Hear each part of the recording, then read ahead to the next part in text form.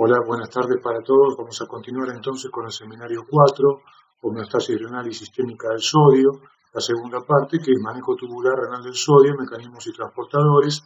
Mi nombre es Fernando Ibarra, soy jefe de trabajos prácticos de la Unidad Académica 1 de Fisiología y Biofísica.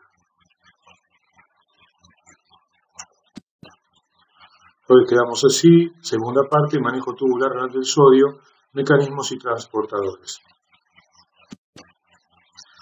Bien, a partir de esta diapositiva vamos a comenzar con un viaje imaginario. Recuerden que nosotros en la anterior habíamos quedado en la cápsula de Bowman. ¿Se acuerdan cuando vimos en la anteúltima la enorme cantidad que filtraba por vía de sodio el riñón? Entonces estamos acá en el glomérulo pasando la cápsula de Bowman, nos vamos a dirigir al túbulo proximal que absorbe un 66 a un 70% de lo filtrado. Luego llegamos a la que le sigue en cantidad ascendente gruesa de gel de 25 a 30%. Seguimos nuestro viaje, llegamos al túbulo distal, 7%, luego llegamos al túbulo colector, que es un 2 o un 3%, y finalmente la orina, la excreción urinaria de sodio, que es menor al 1%. Recuerden siempre eso, la excreción fraccional es el 1%. Si les parece poco, 2 a 3% en el túbulo colector, recuerden que estamos hablando de 2 a 3% sobre 180 litros por día, ¿correcto? Bueno, vamos a ver ahora unos recuadritos que después nos vamos a familiarizar más con el tema, estos recuadros que nos indican. Fíjense acá, apuntando hacia el túbulo proximal tenemos acetazolamida y gliflocinas, a la gruesa de gel ascendente furosemida, al distal tiaziras y al colector amiloride, que son estas sustancias, son fármacos de los llamados diuréticos. Cada uno de estos que apunta hacia el lado correspondiente, por ejemplo, furosemida a la gruesa de gel, lo que hace es inhibir el transporte de sodio en ese segmento. La tiazida se lo propio en el distal, etcétera, etcétera. Vamos a ver la importancia de cada uno cuando describamos cada segmento en particular. Pero ya nos vamos familiarizando con el nombre del fármaco en cuestión.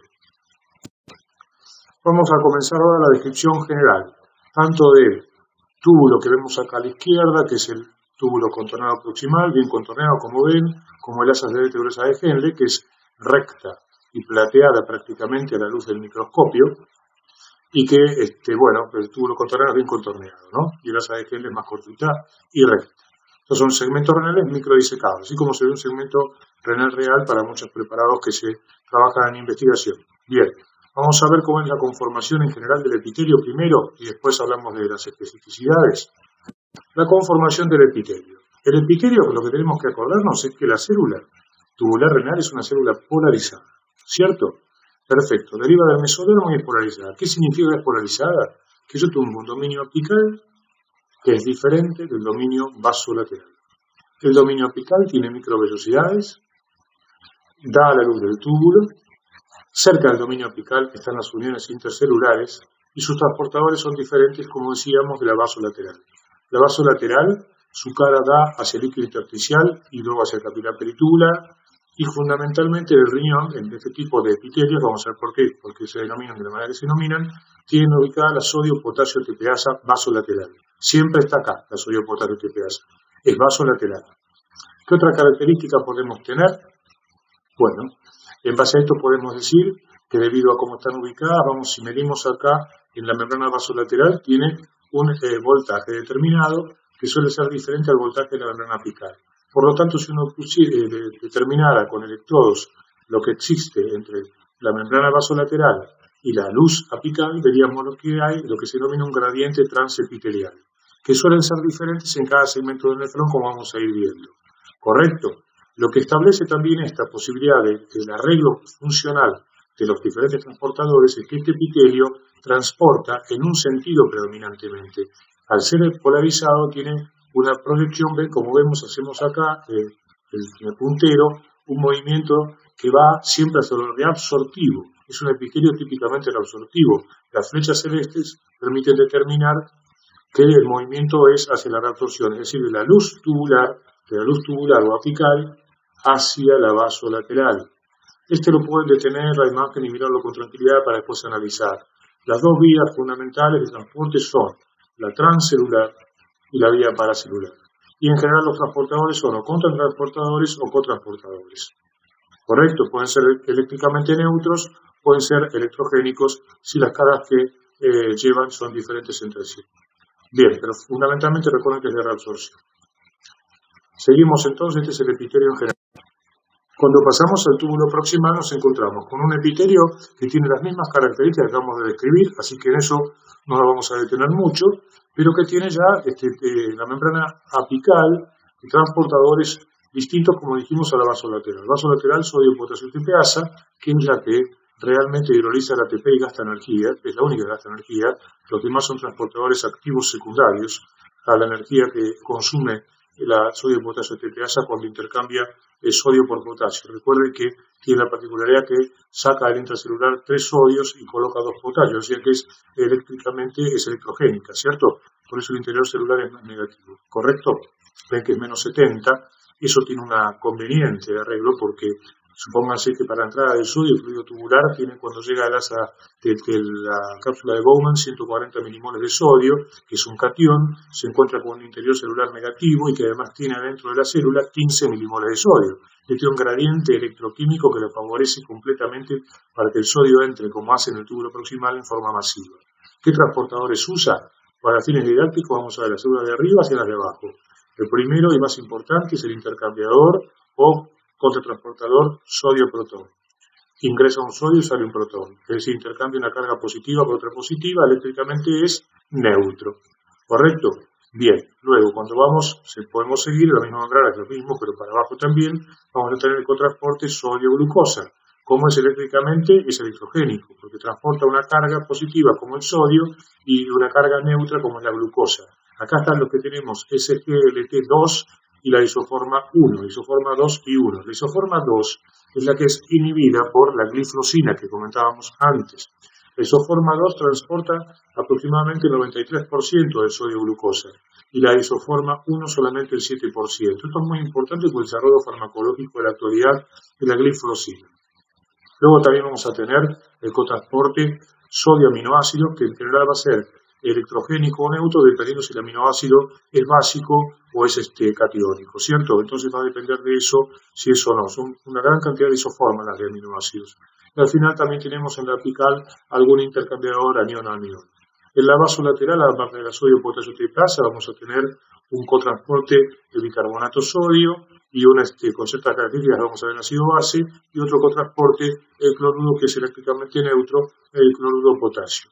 Acá tenemos el otro marcador que es acetazolamida. La acetazolamida inhibe a la hidrasa carbónica, que es la que permite que se hidrate más rápidamente el CO2. Eso vamos a ver bien en ácido base. Si ustedes me dicen, bueno, de todos estos que vimos que son varios, ¿cuáles son los más importantes? Bien, el 60% de toda la cantidad que digamos, recuerden que el túbulo proximal es 70%, el 60% se lo lleva el intercambiador sodio-protón. Es el más importante. ¿En concierto con quién?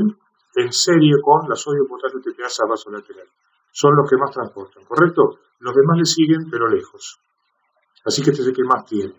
Ocurre también una particularidad. El túbulo proximal, en el fluido tubular inicial, el gradiente transepitelial es negativo al principio, menos 2 milivoltios, y como se van reabsorbiendo muchas cargas negativas y van quedando algunas positivas, se va volviendo un poco más positivo hacia el final del túbulo.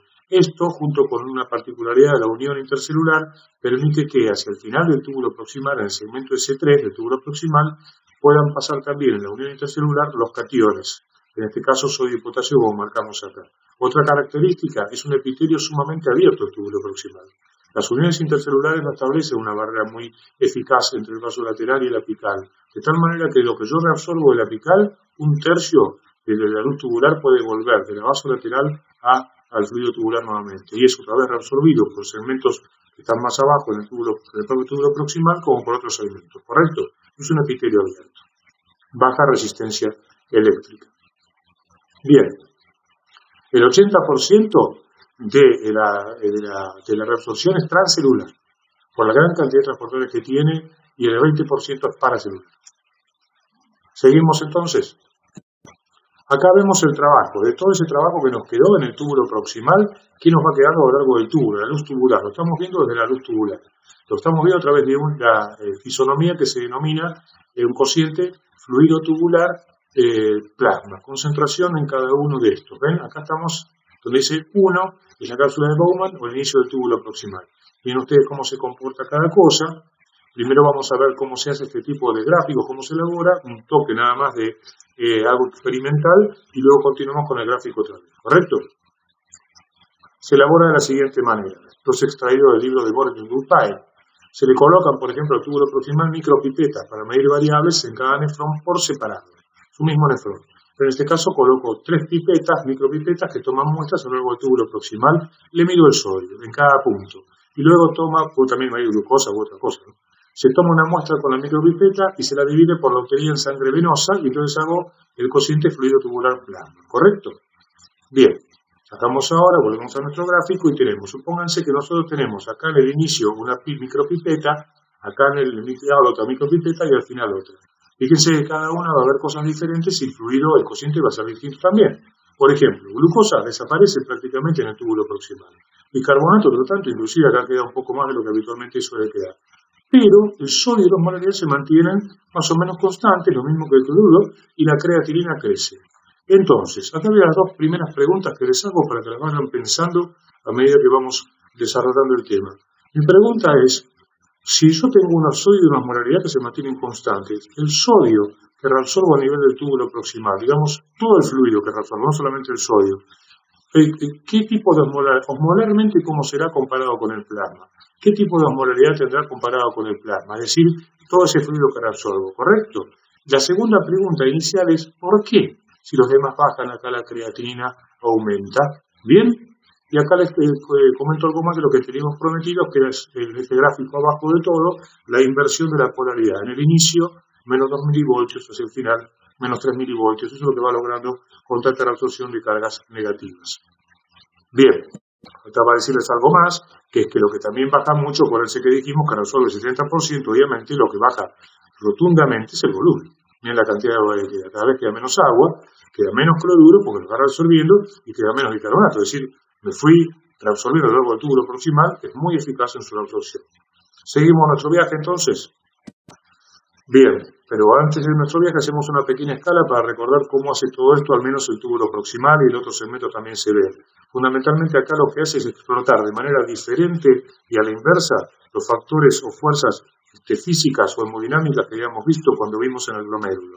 La presión hidrostática y la presión coloidooncótica. Acá la que predomina es la presión coloidooncótica. La presión hidrostática después de la arteriola eferente, cae. Mientras que la presión hidrostática sigue tan alta como había quedado ya a la salida de la arteriola eferente. Entonces esto facilita que haya un flujo reabsortivo, porque la presión coloidooncótica facilita la reabsorción. Como verán, acá tenemos constante de reabsorción por presión neta de reabsorción. La presión neta es 10 milímetros de mercurio, muy parecida a la de ultrafiltración, pero acá favorece, en lugar de predominar la hidrostática, predomina la coloidooncótica. Esto lo volveremos a ver en balance glomérulo tubular, pero para que se vayan familiarizando. Por eso se va reabsorbiendo toda la cantidad. Seguimos nuestro viaje ahora sí. Y vamos a parar a las ADGL, las bolsas ADGL, acá de lo más macro a lo más micro, o al riñón entero obviamente, y podemos tener el asa ADGL microdisecada, recta plateada, y las asas ADGL cortadas de manera transversal en médula externa. Fíjense que las asas ADGL acá están en un color marrón.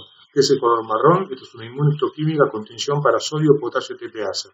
Ergo, toda la membrana basal tiene la sodio, potasio, TPasa, que es muy activa en el asa ADGL. Asa ADGL, características. Ya ven abajo, 50% de la absorción transcelular, 50% paracelular. Y acá cambia, con relación al túbulo proximal. Dominio apical, dominio vasolateral, transportadores diferentes. Dominio apical, sodio, potasio, 2 cloros, NKCC2. Primer cotransportador que puedo ver que maneja 3 cargas, transporta, 4 cargas simultáneamente. Sodio, 2 cloros y un potasio. Y están trabajando en paralelo con un canal de potasio que se llama ROM. No importa el canal, pero es importante esto. Este canal de potasio recicla permanentemente el potasio para que el NKCC2 trabaje. Si yo quito el NKCC2, este canal de potasio no trabaja. Quito el ROM y tampoco trabaja el otro. Así que necesito que para que hace estas 4 cargas, que esto es eléctricamente neutro, necesito este canal de potasio. En la vasolateral, sodio, potasio, TPasa. También tiene una cierta cantidad, no tanta, pero tiene del intercambiador sodio-protón. Otras características, bueno, este reciclaje de potasio permanente hace que la luz tubular sea positiva. Miren bien esta polaridad, positiva más 8 milivoltios, uno de los pocos segmentos que tiene esta positividad. ¿Qué permite eso? Que la unión intercelular, por sus características de permeabilidad, más el comportamiento eléctrico transepitelial, pueda reabsorber cationes divalentes. El asa de Henle característicamente es donde se reabsorben los cationes divalentes. En este caso, calcio y magnesio, y también los monovalentes, obviamente, pero también los divalentes, que es algo marcado en este segmento. Otra característica, sitio de acción furosemida. Es el diurético clínicamente más potente. Inhibe este cotransporte y es el más potente. Otra característica, miren cuántas para un segmento que es pequeño, ¿eh? ¿Cómo correlaciona la reabsorción de agua? Rechaza la flecha, ergo, acá es impermeable al agua. Si es impermeable al agua y voy reabsorbiendo los solutos, pensémoslo, cómo es el fluido que va ascendiendo y va llegando al segmento distal. ¿Cómo será en cuanto a su tonicidad, si me permiten el término, cuando sale del asa de Henle y llega al distal? ¿Cómo les parece que será? Voy reabsorbiendo el agua, voy reabsorbiendo los solutos y dejo el agua impermeable al agua. ¿Correcto? ¿Cómo será en cuanto a su tonicidad? Es otra pregunta para pensar. ¿Seguimos?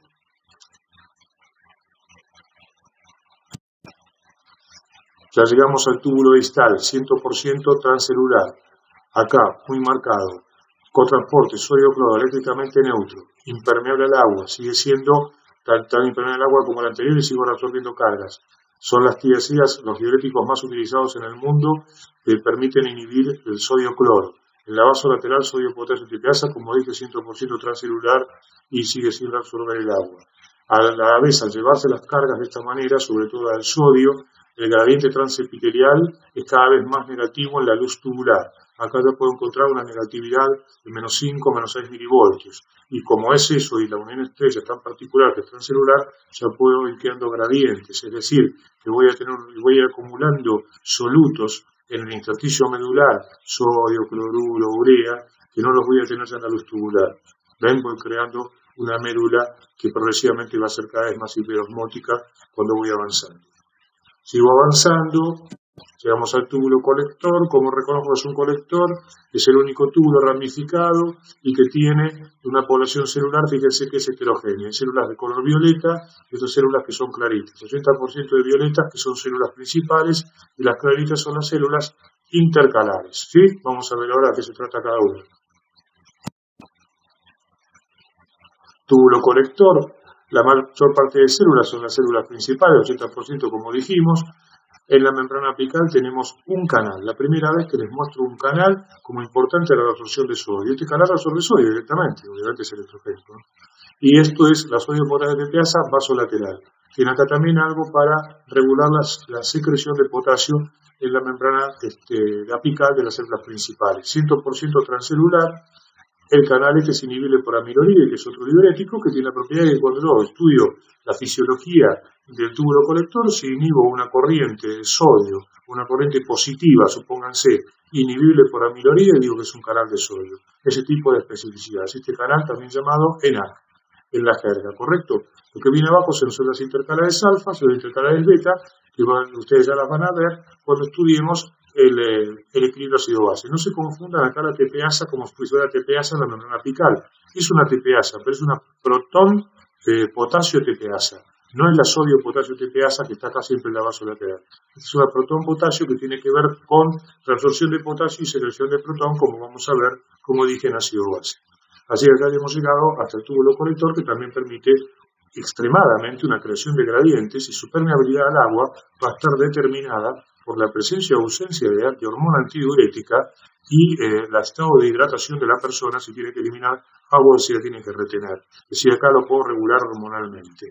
Una cosa importante que vamos a ver en estos segmentos es que todos los segmentos, a partir de lo vamos a ver en regulación, pero les voy anticipando, a partir de la mácula densa, es decir, llega a la asa de Henle, la mácula densa, ahí aparece la mácula densa y luego sigue el distal. A partir de allí, todos esos transportadores, que el distal que hemos visto antes y todos los transportadores también del túbulo colector son sensibles a la aldosterona, los previos no. Consumo de oxígeno, ¿qué me importa que vean bien de acá? Esto lo leen en cualquier libro, el 75-85 se utiliza para el 75% para mantener la absorción activa de iones y otros solutos, principalmente el sodio. O sea que si yo veo consumo de oxígeno, es así con relación al sodio, bien vertical. Si yo inhibo la absorción de sodio, el consumo de oxígeno baja. el 15% restante para mantener vital el órgano en sí, la función del órgano. ¿Ven? Es muy alto el consumo, bueno, obviamente para retener el sodio, ¿verdad? Bien. Las preguntas y respuestas finales, vamos a ver qué tal. Ustedes pueden ver la 1 y la 2 con facilidad, se van a dar cuenta. La 1, el porqué de la creatina aumenta a lo largo del túbulo proximal y de toda la nefrona. Lo tienen que pensar, porque es importante que puedan deducir ustedes en lo mismo. Ahí está la respuesta igual, pero piénsenlo. Cómo la resolución en términos de osmolaridad, obviamente lo van a ver. Ahora, ¿cómo es el fluido que sale de la sala de Henle gruesa y llega al túbulo distal? Su cociente de fluido tubular plasma en cuanto al sodio es 0,45. Recuerden que era de 1 en el túbulo proximal. Acá es 0,45, o sea, el fluido tubular tiene la mitad de sodio que el plasma, o sea, es hipotónico. Y si yo digo, si la persona se deshidrata o se sobrehidrata, ¿cómo es ese fluido que llega allá? Siempre es hipotónico. Por eso se llama sabilutoria. Es una maravilla biológica en la evolución filoquémica de las especies que nos permite a los mamíferos terrestres vivir justamente en la superficie de la Tierra. Si no, tendríamos que estar todavía en el agua permanentemente. Esa asa dilutoria que me permite generar agua libre después que la voy a manejar en el túbulo colector es lo que permite justamente que puedan vivir los mamíferos terrestres sobre la superficie de la Tierra. Luego, la última, ¿qué efecto tiene esta solamida, furosemida, tiesese y miloride? Inhiben, como les dije, el transporte de sodio en los segmentos respectivos y es un diurético. ¿Qué es un diurético? Una sustancia que aumenta la diuresis, es decir, el volumen de orina. Eso es diurético, aumenta el volumen de orina. Pero vamos a ver en el práctico que cada uno tiene un efecto particular.